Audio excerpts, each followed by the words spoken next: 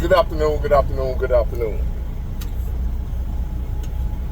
Today is still Wednesday, September 3rd, 2025.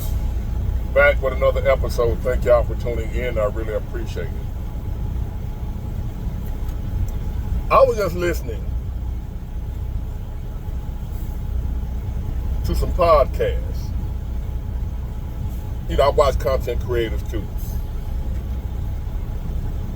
And one of them, that was TikTok, a lady on TikTok, a black lady.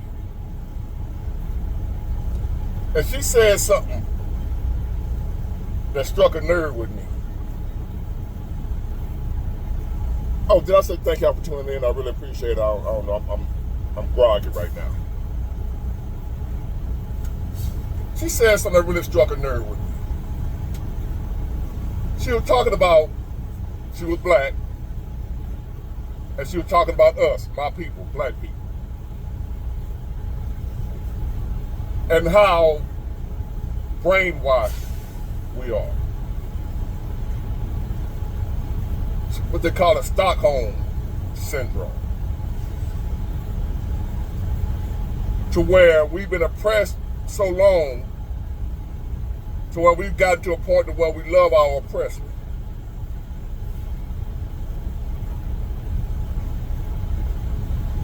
And then you have a few of us that will break free from that. Wise up and wake up. Hold on. Throughout the years, some of us, my people, black people, have been able to break the chains, break the cycle, heal themselves, cure themselves of the Stockholm syndrome, to where we no longer love our oppressors.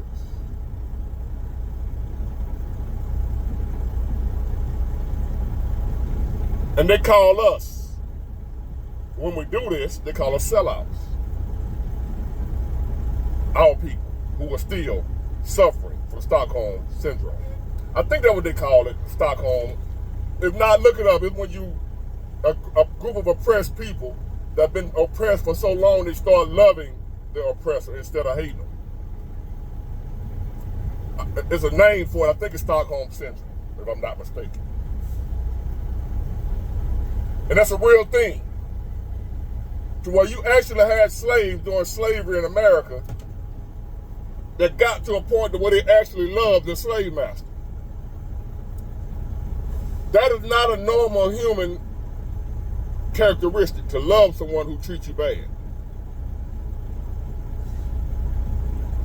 But there were many of us, my people, black people, African, whatever you want to call us, or whatever we are. I'm an American now, but I've never been to Africa a day in my life.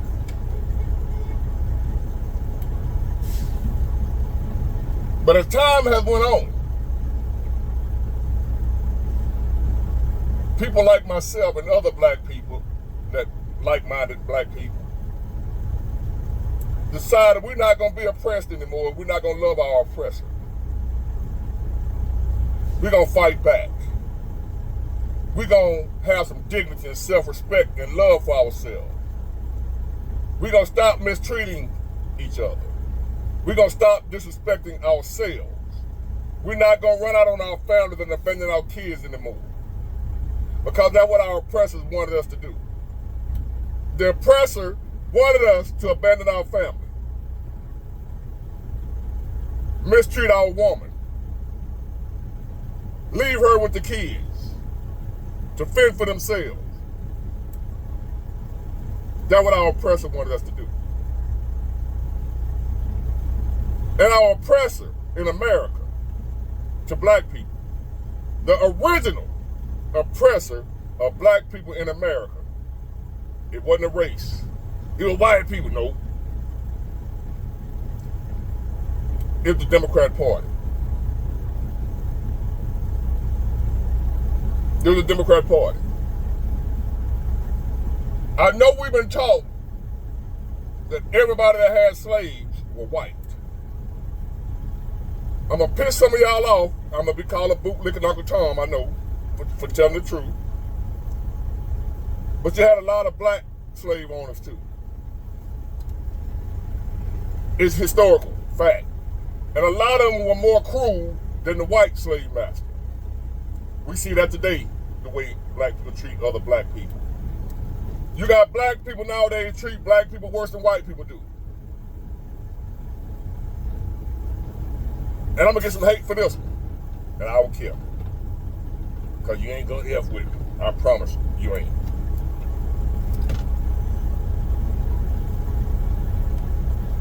So the Democrat Party was the originators, the curators of slavery in America. White and black slave masters, slave owners. Don't take my word for it. I'm not condoning slavery. I'm talking about, I'm going somewhere with this. So, whatever I'm thinking, I'm going to tell you. So now, fast forward to today. And my people, black people, still have Stockholm syndrome. To where they put the slave master, the Democrat Party. We're still loyal to them to this day. We love them. They ain't got to give us nothing, got to do nothing for us. As a matter of fact, they do stuff to harm us. And we still love them. Stockholm syndrome. And whenever somebody like me breaks away from that, we get called everything but a child of God. You don't love black people. When it's the contrary. I love black people. See, I didn't just escape and then only thought about myself. I escaped and I came back for the rest of y'all to try to help y'all escape. And instead of wanting to escape with me, you tried to kill me. You tried to put me back in slavery. I call myself, I'm fashioning myself after Harriet Tubman. She didn't just escape for herself. She came back to free other slaves. And I know a lot of y'all probably don't know this about her, but she carried a big 45. And that was for whenever she came back. There were some slaves that didn't want to leave. And she would, because she knew he would tell about what they're doing. Because he loved master so much. There was some that didn't want to escape. And it's like that today. She didn't worry about them. She focused on the ones that wanted to escape. That's what I'm doing. I'm only here for my people that want to hear the truth, that want to escape. I ain't worried about the rest of y'all. You want to stay over there with the Democrats, stay over there. I'm not worried about you. Anybody that want to get the freedom, it's this way. It ain't over there. So I was watching this TikTok video. And the lady was talking about what's going on in Chicago and around America in our black communities and how the crime is just unbearable. Babies and elderly and innocent people just losing their lives on a daily basis. We just unaliving each other like it's a sport.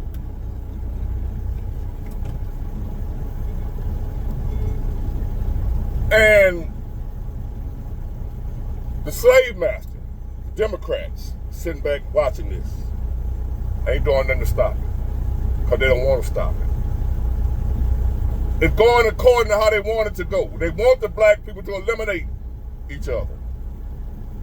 So they ain't trying to stop it. So then here comes this guy,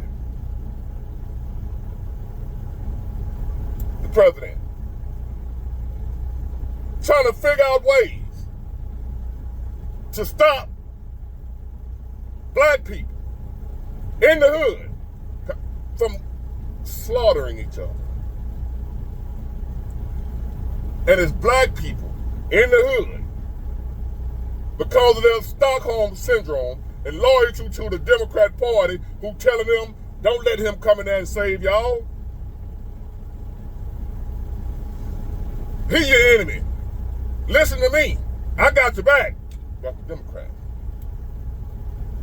Telling the black people in the ghetto, don't let them folk come in here to help you. So the lady was like, on the TikTok video, she said, Mr. Trump, I appreciate what you're trying to do. This is a black lady saying this. I appreciate what you're trying to do, Mr. Trump. I appreciate you trying to help my people, Mr. Trump. But she said, you just got to let them die. And it shook me. I said, I know I ain't just hear her say this.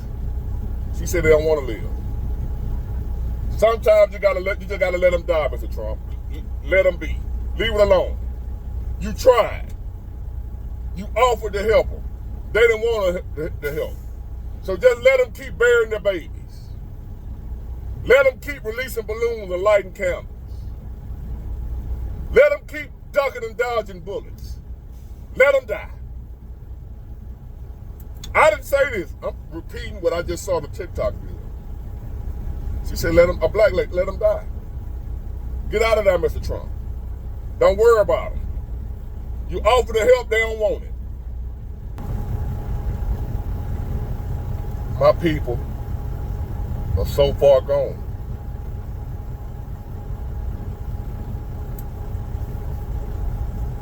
To where if you try to help them,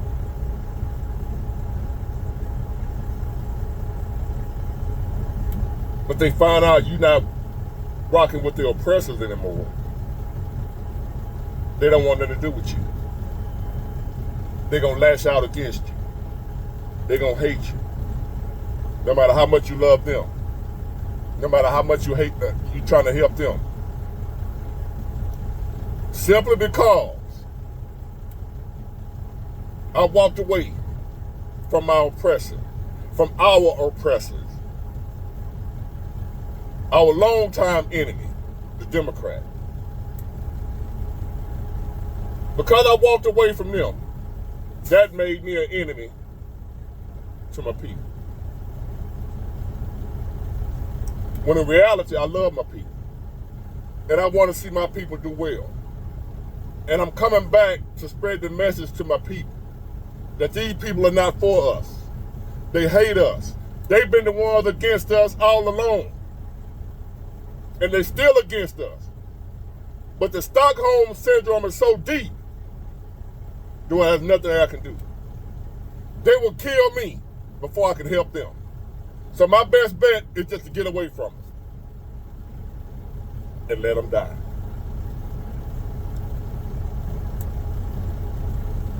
That's not an easy action to take.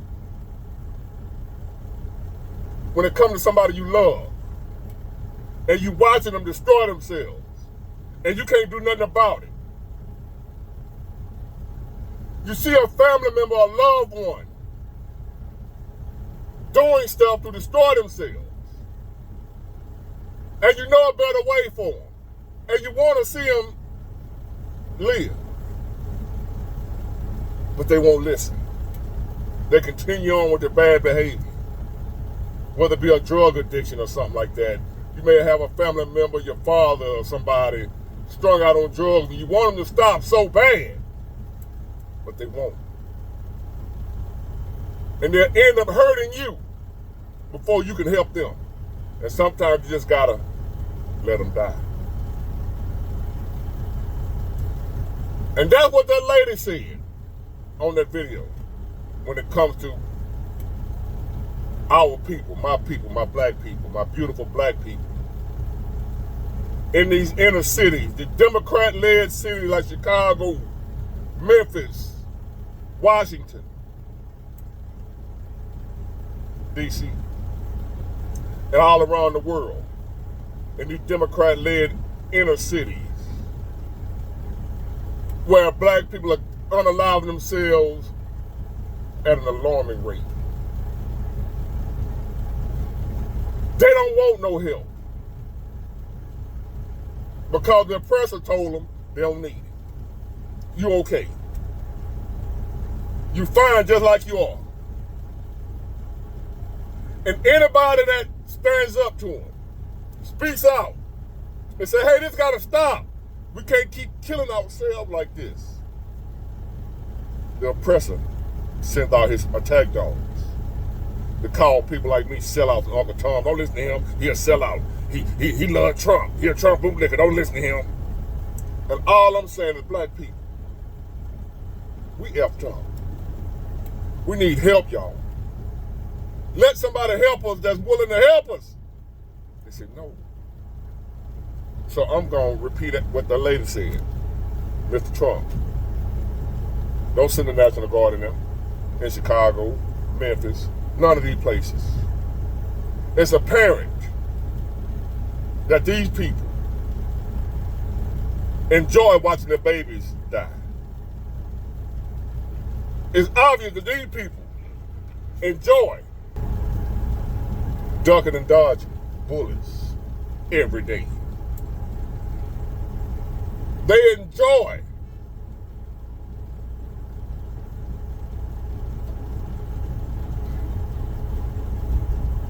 we're committing genocide on each other.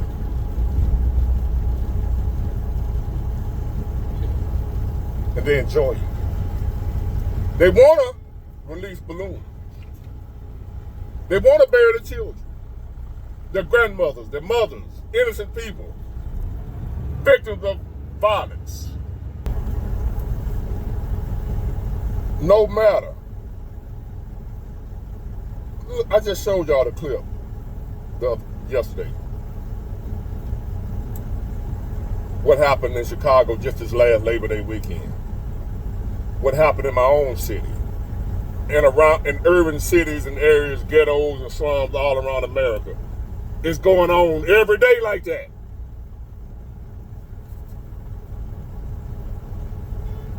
And the people don't want no help.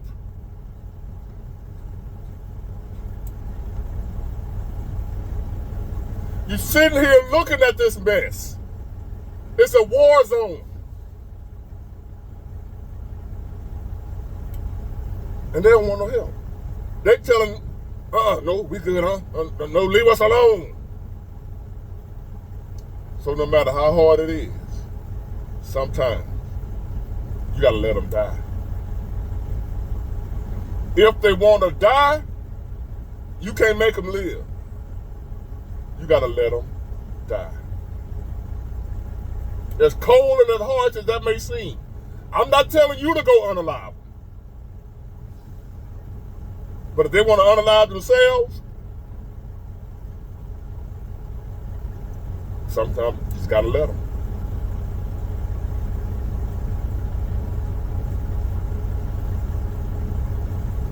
It's crazy. I was in the gas station yesterday, in the hood, and a little young dude come in the store with his pants down to his knees pretty much, with a belt on. And he had a Draco tucked in his waistband, just walking the store like he's okay. A Draco, which is, it looked like an AK-47 pistol, but it's about that long. It's a short AK-47. He had it stuck down in his trousers like it was just a regular handgun. Just walk on in the store casually like it, no big deal. Ever been a 17, 18 years old? Walk in the store with all these people with a Draco just tucked, and nobody felt out of place. It was like normal. A Draco, clip on it this long, banana clip. You can't stuff that in your pants. You can't hide it. He ain't trying to hide it. That's just what we used to in the ghetto. And it's obvious that my people are okay with it. So I say to you, Mr. Trump, let them die. Get it, got it good. Bye.